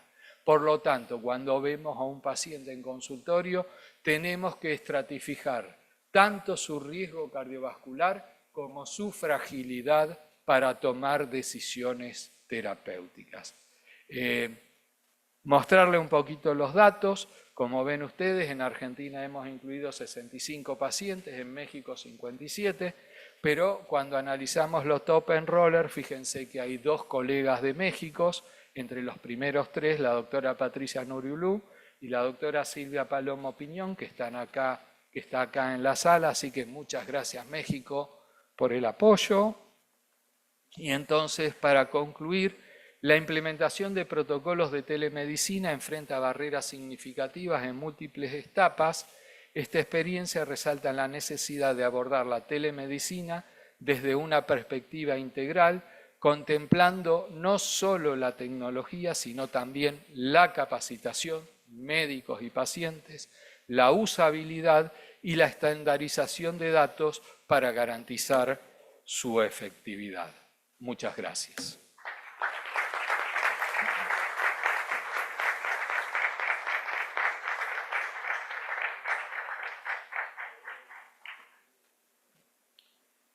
Pues sí, muy interesante este estudio y de verdad sí, como ven, cada vez va más avanzado y con esos nuevos equipos que fue uno de los que presentó precisamente el doctor con el que está haciendo este estudio, el manómetro con electrocardia, ¿no?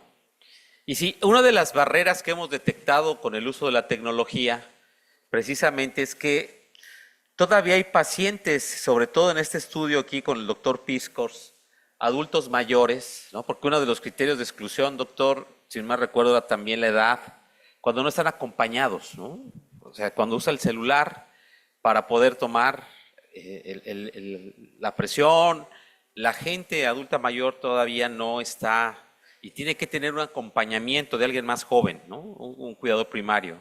Y esto de la fragilidad creo que vamos a tocarlo ahora en el foro también. No sé si tengan algún comentario, pregunta hasta ahorita sobre el tema de fibrilación auricular y la detección. Yo sí quisiera preguntarles, ¿alguien de ustedes aquí son médicos, la mayoría, ya utilizan estos dispositivos para hacer detección de arritmias? ¿No? El doctor, ¿sí? El doctor Humberto también, bueno, yo también, todos los de acá, los cardiólogos. Déjenme decirles que es una realidad. Seguramente ya les han llegado pacientes que les regalan un smartwatch, ¿no? Y detecta arritmias. ¿Qué hacer? ¿No? Es una pregunta, ahora que estuvimos el año pasado, hacerle caso o no a estos dispositivos. El doctor Daniel lo presentó, de acuerdo a las guías europeas, son 30 segundos. Y si hay una correlación, incluso hay una publicación donde salieron los smartwatch que ya están validados para detectar fibrilación auricular. Y no quiere decir todavía, como decía el doctor Alcocer, que eso ya viene, ¿no? Al rato ya nosotros vamos a tener que acompañar a la inteligencia artificial. Eso es una realidad. Cada vez los dispositivos son más accesibles. ¿Quién de aquí tiene un smartwatch, por ejemplo, ahorita? Aquí en la sala. Pues todos, ¿no?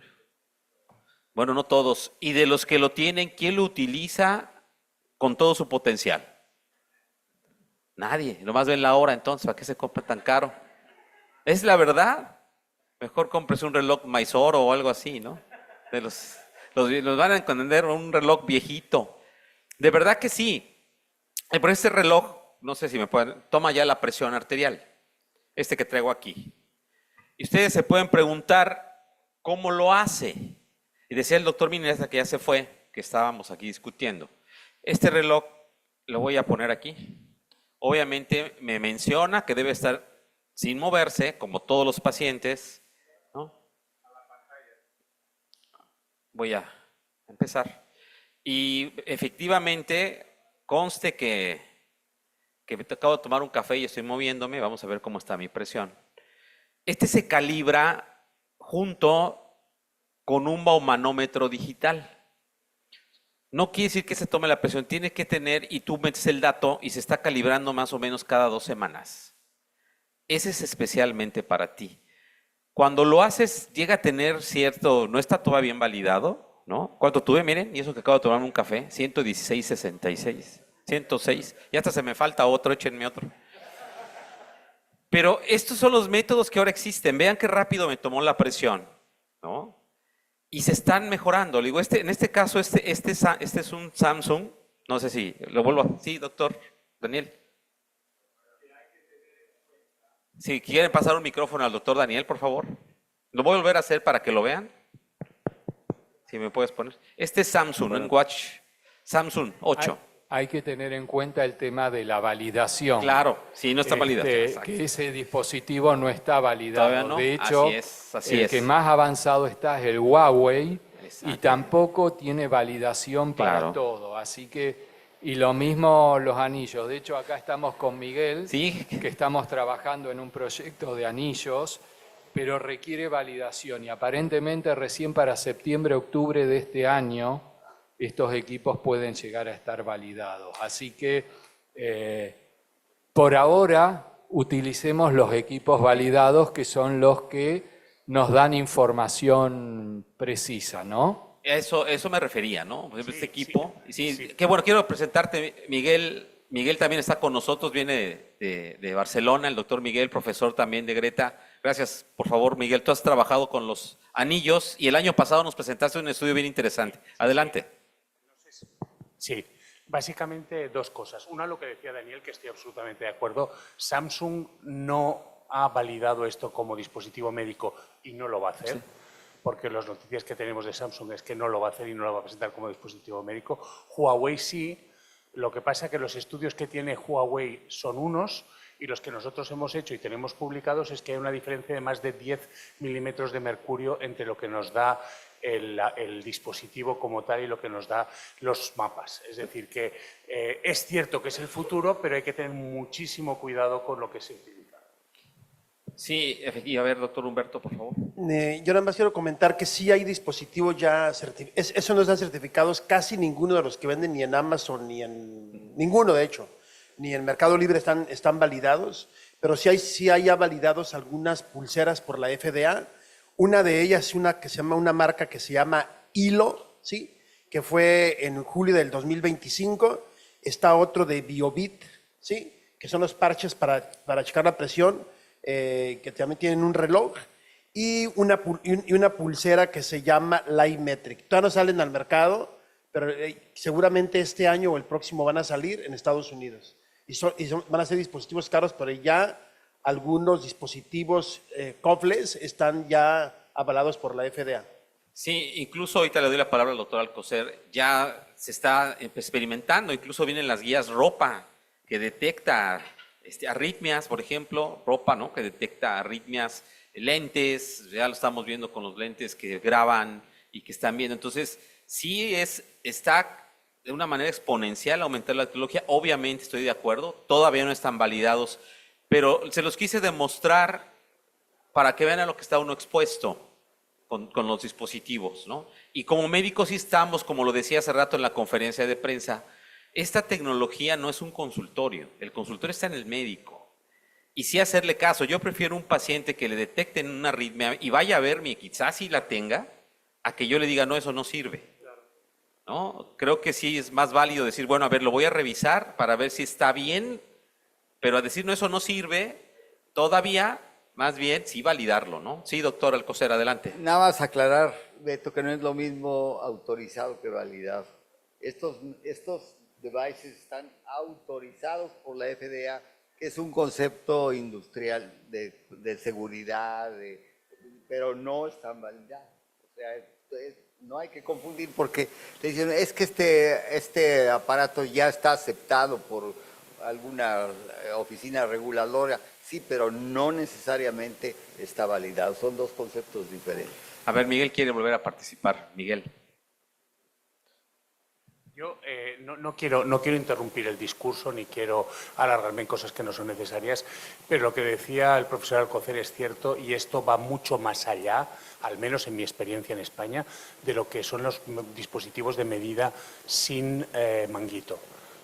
Hay muchos hospitales públicos en España que están comprando dispositivos de mapa y dispositivos de presión arterial que no tienen validación médica porque les salen más baratos. Y yo creo que eso es grave. Claro. Sí, Daniel. Sí, lo que sí parece interesante una vez que se validen estos dispositivos, que van a salir mucho más baratos que los mapas convencionales. Van a salir, yo diría que en un 20% del costo de un mapa. Así que en ese sentido, una vez que se validen, que yo creo que faltan algunos años, va a abaratar mucho los costos para diagnóstico y seguimiento de tratamiento de hipertensión arterial. Así es. Sí, otro comentario, doctor Alcocer. No quiero insistir mucho en esto, pero conceptualmente es importante. A ver, los devices se les pide autorización y validación. Y los que tomamos la presión arterial estamos autorizados porque somos profesionales, pero ya ven, si los validaran, ya ven los resultados, es un verdadero desastre. Entonces, nada más simplemente conceptualmente es absolutamente necesario que esos devices sean así, pero nosotros fuimos autorizados y yo diría, yo no metería la mano al fuego para validar a ninguna de las mediciones que se hacen todos los días en mi hospital o aún en mi clínica. Sí, el último comentario, porque vamos a hacer, les quiero ahorita, doctor, nada más para hacer un anuncio. Vamos a hacer el Kahoot de los 2 talleres, ahorita, doctor Humberto, si me apoyas, porque el doctor Martín nos acaba de decir que los 2 primeros lugares van a ganarse un equipo digital, así que pónganse abusados, ¿eh?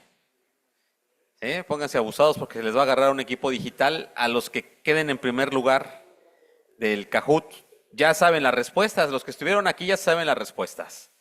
¿Sí? Los que están aquí desde un inicio. A ver, doctor Enciso, por favor. Solamente decir que, ok, por supuesto que estamos esperando las validaciones, pero no solamente es el costo, Daniel, sino es la cantidad de información. Digo, la cantidad de información que está sobre el cálculo de gasto, de ondas de presión venosa central, y el monitoreo continuo. Sí, la cantidad de información va a ser inmensa, ¿no? Entonces, yo creo que tenemos que tener la mente y los ojos abiertos, definitivamente, a todas las mediciones sin manguito, que definitivamente va a ser el futuro, ¿no? Muy bien. Humberto, si me quieres apoyar, por favor, para este término. También les quiero anunciar, al término de estos talleres, viene un simposio, vienen 2 profesores internacionales, el doctor Sturgius y el doctor Kreutz. Vamos a hablar del master plan, que es bien interesante, las 10 europeas de hipertensión. Va a haber un pequeño receso, va a haber un refrigerio aquí afuera para que puedan tomarse una agüita, un cafecito, y nos vemos. Y mañana los invitamos, los primeros que lleguen, hay un desayuno científico donde el doctor Humberto nos va a hablar de una aplicación muy interesante, cómo se usan las aplicaciones hoy con los pacientes también, cómo se utilizan. Los primeros que lleguen, antes a las 7:30 de la mañana, ese va a ser en el Salón Acuamarina. No es aquí, está allá un poco atrás. Los invitamos también al desayuno mañana, 7:30 de la mañana. Adelante, doctor Humberto.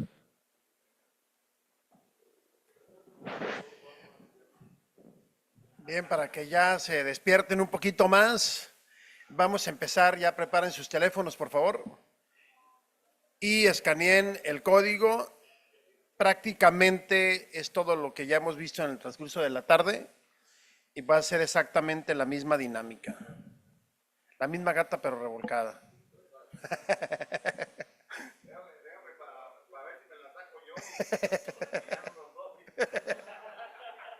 No contestes, Martín.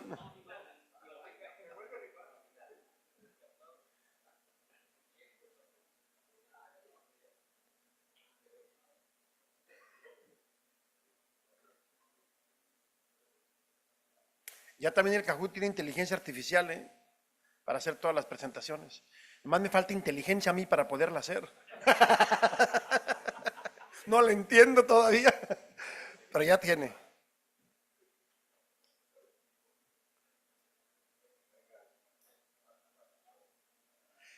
No cabe duda que son herramientas fabulosas, no cabe duda que todo lo que va evolucionando en la tecnología, hay que subirnos al vagón del tren desde ahorita, ¿no? De la tecnología, porque si no ya no la alcanzamos después, ¿no? Entonces, estarle echando mucho ojo a todos los monitoreos continuos de la presión y todos los cobles y todo lo demás. Bien, están registrados 101 asistentes, aquí están 106. Muy bien, creo que ya son 106, ya se estabilizó porque ya se reducen. 103, pero sí, como que se salieron y otras se van a volver a meter, miren. Muy bien, entonces vamos a empezar a poner el Kahoot con la primera pregunta, por favor.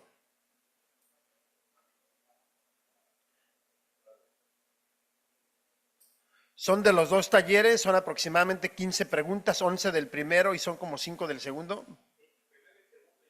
Exacto, exacto, son dos premios.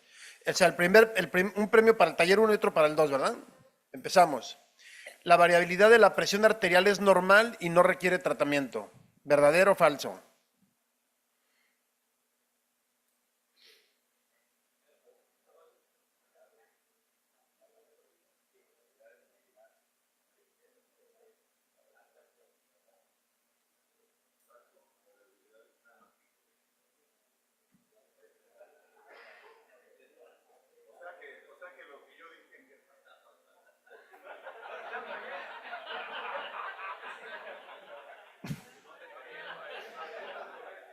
Bueno, ese va a ser un tema de debate. Seguimos. La que sigue. Y aquí le puedo cambiar también el Kahoot. Los equipos Cofles para medición de la presión ya están completamente validados y aprobados. Ahí está lo que decía el doctor, aprobado es una cosa, otra cosa validado, ¿no? ¿Verdadero o falso? Va a ser que va a salir bueno. ¿Qué hubo? 11, ¿sí? Bueno. La que sigue. La inteligencia artificial puede ayudar a detectar patrones de riesgo cardiovascular antes de que aparezcan síntomas. Ándale, ya contestaron todos, qué rápido.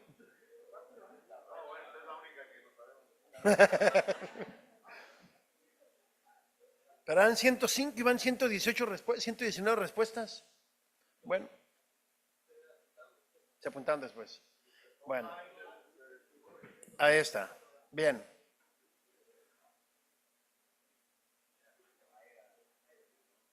¿Qué significa el término Cofles en medición de presión arterial?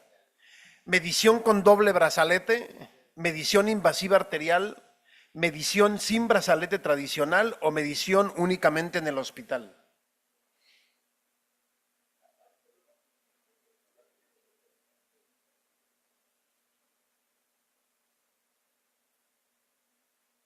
Medición sin brazalete tradicional, la respuesta correcta. La desviación estándar es una medida de dispersión de datos alrededor de la media. ¿Verdadero o falso?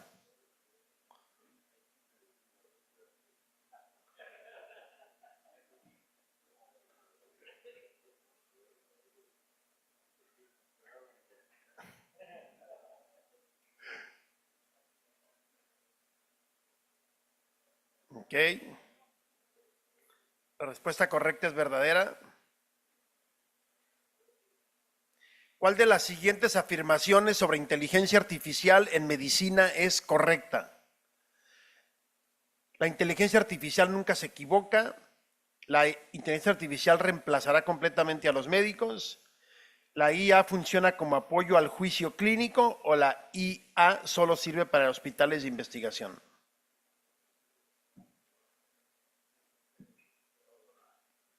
Bien, respuesta correcta. Solo funciona como apoyo al juicio clínico. El valor normal esperado de la desviación estándar en presión arterial durante el día es máximo 12. Es la única que se sabe, el único que se la sabía era el doctor Martín, pero ahí ya no la sabemos todos, ¿no?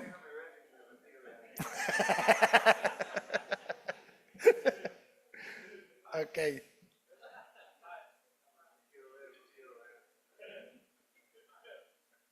Bien. Muy bien.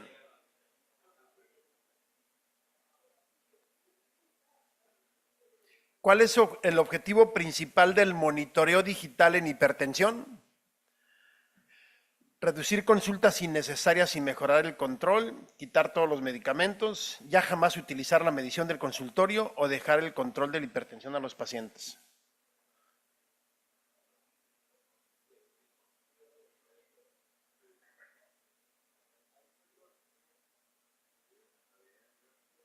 Dejar el control de hipertensión a los pacientes pusieron 10, ¿eh? Bueno. Sí hay artículos sobre eso, ¿eh? Donde los pacientes se modifican el antihipertensivo y no con malos resultados, ¿eh? Les va mejor que con el médico. La clortalidona es un diurético tipo tiacídico de efecto prolongado y muy útil en pacientes con variabilidad de la presión arterial.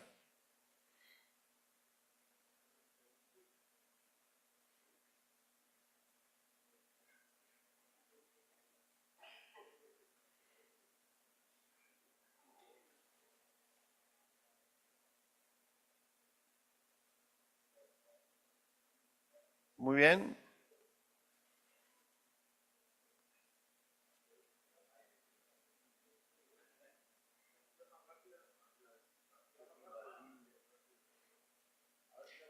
El índice de estabilidad semanal de presión arterial exige que el promedio de los 3 picos más altos sea menor de 150.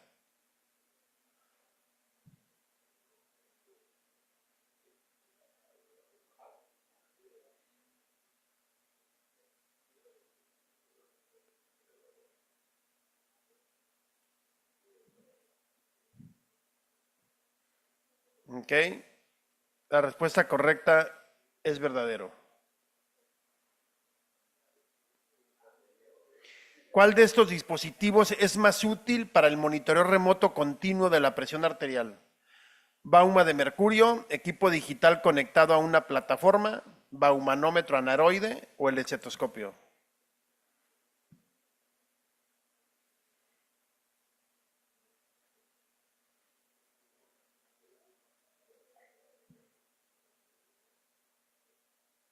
Equipo digital conectado a una plataforma. Ahí está el podio. Rosa Ortiz, tercer lugar. Aplauso. Román Iván, segundo.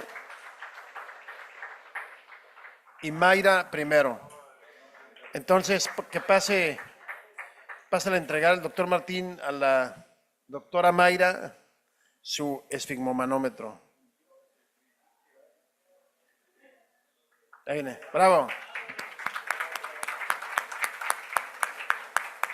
Ya tiene pilas, ¿eh? Claro.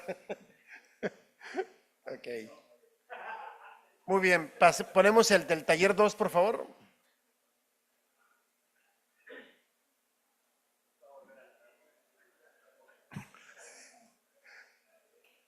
Y va a volver a ganar Mayra. Viene por el otro. ¿No? Uh-huh.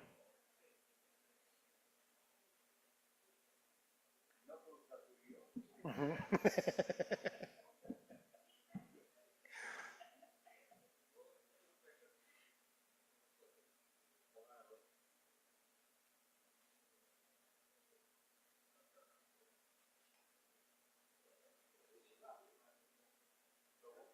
Ya son unos expertos, tiene 5 segundos que lo pusieron y ya van 70 inscritos.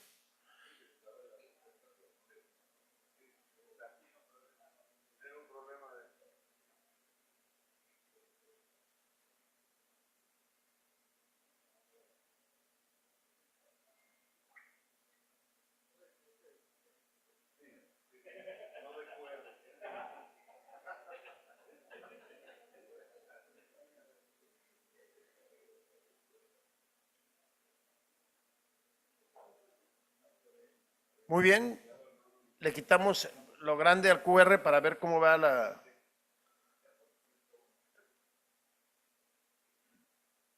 ...103...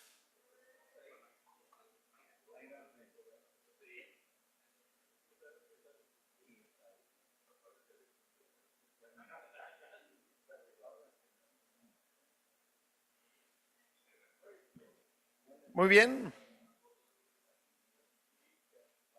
Creo que ya estamos.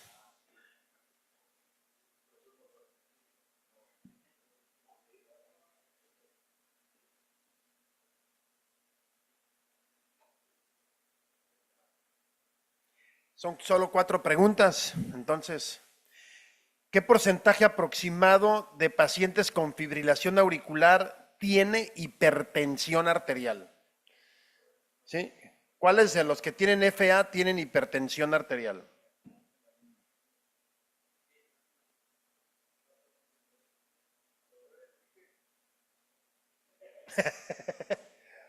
¿Dónde está el doctor Enrique Díaz? ¿Se salió?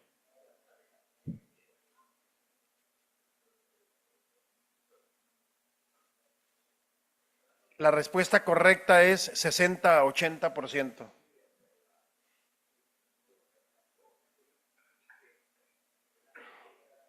¿Cuál de las siguientes herramientas ha demostrado detectar FA subclínica en pacientes asintomáticos? Smartwatch con fotopletismografía, baumanómetro digital con algoritmo de FA, monitoreo electrocardiográfico portátil o todas las anteriores.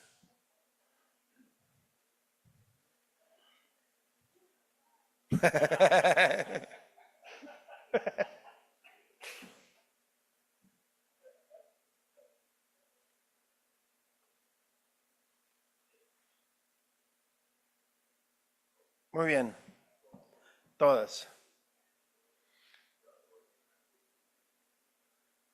¿Qué escala utilizamos habitualmente para estimar riesgo tromboembólico en FA? ¿Hasbled, TIMI, Chas-Basque o Grace?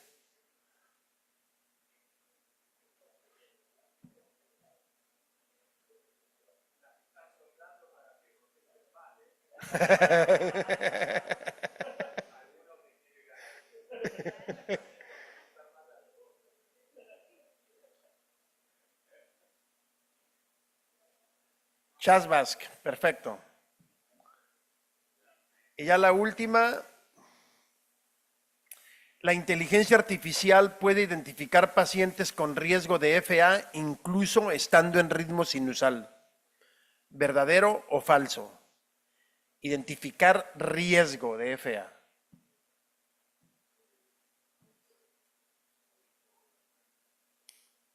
Y la respuesta correcta es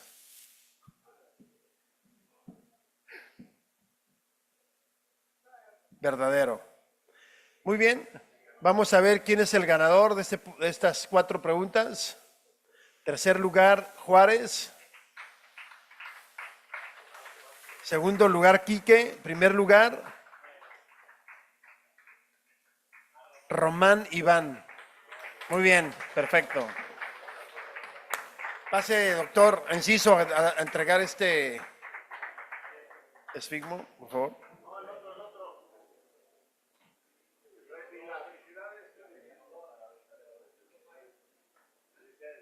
Felicidades.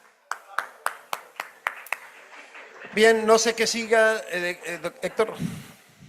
Adelante. Bueno, primero, agradecer a todos estos 2 talleres que llevamos a cabo. Siempre iniciamos con esto, espero hayan sido de mucha utilidad y siempre va a haber debate y cada año yo sé que van a salir nuevas cosas. La verdad, quiero agradecer al doctor Humberto Álvarez que coordinó muy bien esta parte interactiva, que era la idea, ¿no? De cómo ahora interactuamos entre las respuestas. Obviamente ustedes vieron la calidad de los profesores que tenemos, no solo profesores, líderes de opinión, investigadores, etcétera.